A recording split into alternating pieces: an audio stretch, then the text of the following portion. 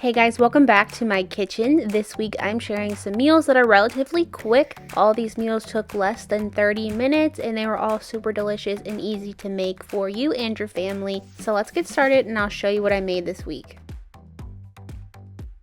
So first up, we're making these fajita style steak quesadillas. Into this small bowl, we're going to get our seasonings ready. I have 1.5 teaspoons of chili powder, 1.5 teaspoons of cumin, 1 teaspoon of onion powder, 1 teaspoon of smoked paprika, a 1/2 teaspoon of salt, and a 1/2 teaspoon of pepper. And then I'm just going to get that mixed together and set it aside.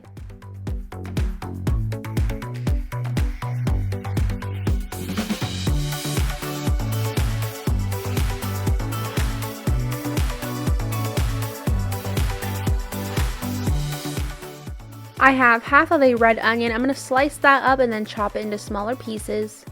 I'm also just chopping up some bell pepper. I do keep mine frozen in the freezer, but you can use fresh. There's probably about 2 bell peppers here.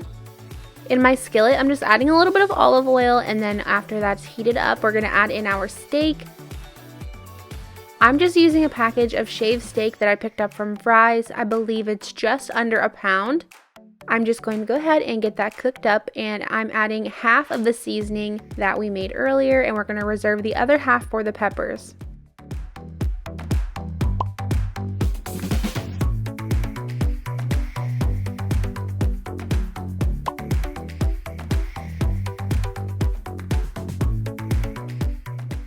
This steak cooks really fast because it is so thin, so just make sure you're not overcooking it. Mine cooked for maybe 5 minutes or less. Most of that time I was mixing it, just trying to break it up while it was cooking. Once the steak is done, remove it to a plate and then add some more olive oil into your pan. We're just going to continue using this pan so we can have extra flavor. I'm adding in my onion and my bell peppers that we cut up earlier. We're going to go ahead and mix those together and then go ahead and add the other 1/2 of the seasoning that we reserved earlier into the peppers.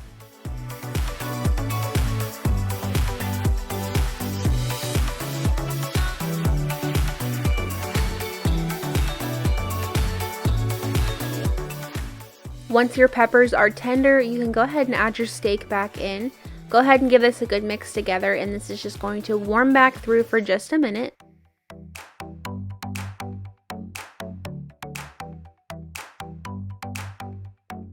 This next step is optional, but I just like to add a small amount of lime juice. You can leave the lime juice out, or you can add more than I did. My husband isn't a big fan, so I just add a small amount to give it a little bit of a tang, but honestly, not necessary. I did go ahead and shred up some Monterey Jack and Colby cheese with some mild cheddar cheese. To make these quesadillas, I'm going to be using my griddle because I can do several at one time, but you can make these in a skillet as well. You're just going to need your favorite tortillas, and then you're going to add some cheese onto the tortilla, a scoop of your filling, and then a little bit more cheese over the top. Having cheese on the bottom and then on the top of the meat will help keep your tortilla closed.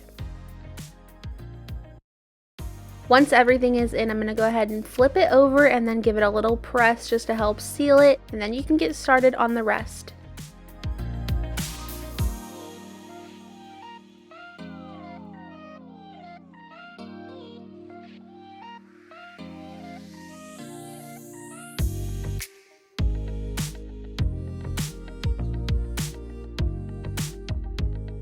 You just want to brown your tortilla up a little on each side, that way the cheese melts.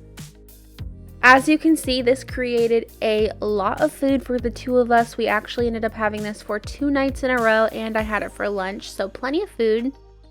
These quesadillas were so cheesy, they were definitely flavorful, and I just dipped mine in some salsa and sour cream. If you want to have another side with these, you could easily just make some rice to go along with it, and that would be perfect. Next, we're going to make some buffalo chicken salads. I have been craving this salad ever since I had it in a restaurant a couple months ago, so we are going to recreate it here at home. I'm actually going to use this frozen buffalo chicken. I honestly think the frozen tastes better than homemade buffalo chicken. So following the directions on the bag, I'm going to preheat my oven to 375 and get those spread out on a baking sheet.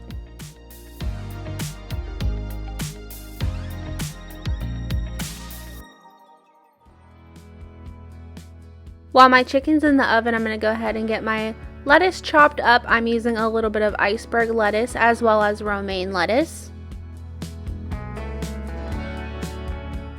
And I'm also going to cut up a little bit of Roma tomato, red onion, and avocado.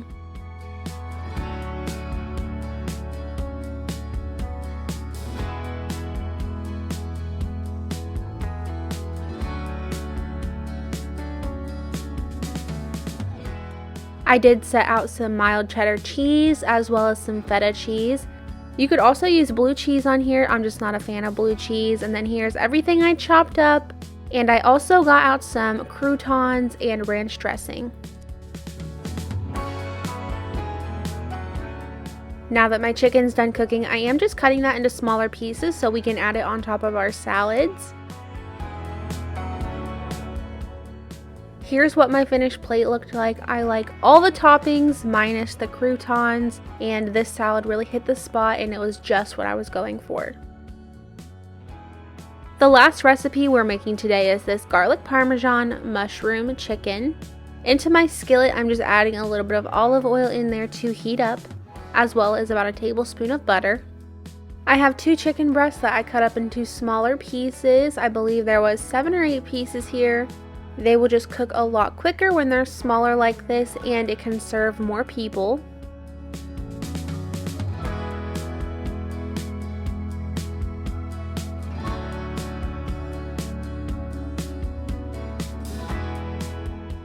We're just going to keep the seasoning super simple and add salt and pepper. Next, I'm just cutting up some mushrooms, and this was supposed to be 1 package of mushrooms, but a couple of mine were bad, so I cut up about 6 ounces of mushrooms.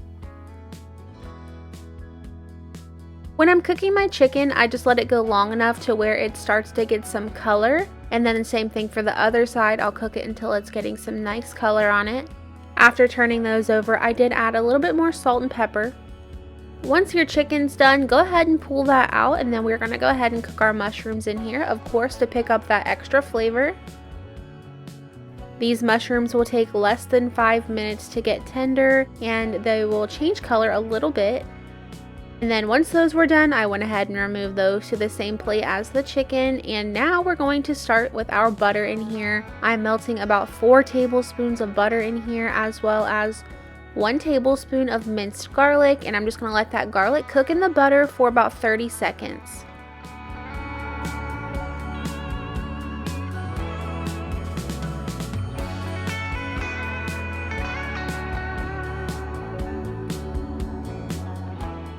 Next, I'm adding in 1 tablespoon of flour. I'm just going to whisk that in with my butter and let it cook for just a minute.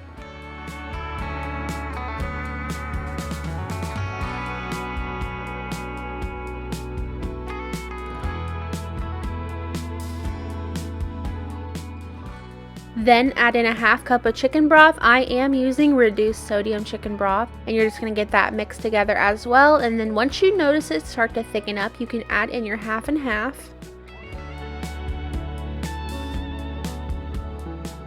You will need 1 cup of 1/2 and 1/2, and then go ahead and get that mixed together again.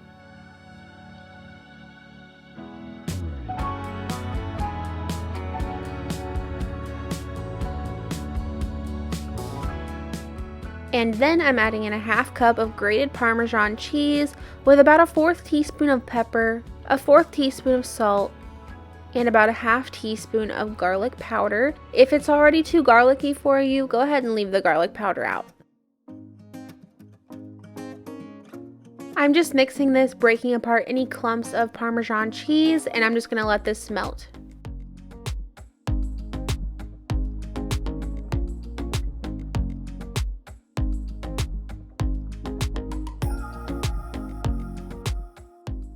Once your sauce is slightly bubbling and everything has melted through, add your chicken and your mushrooms back in and go ahead and mix that to coat everything.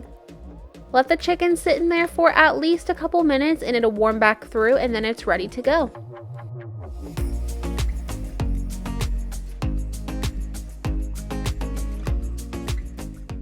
Here's what my finished plate looked like. I chose to keep mine a little bit lower carb this night, so I had mine over some fresh broccoli.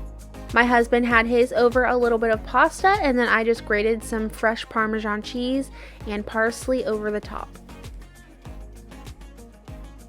If you made it this far in the video, let me know below. I would love to know how many people actually watch all the way through, and I'll be back on Wednesday with a new video. Bye guys.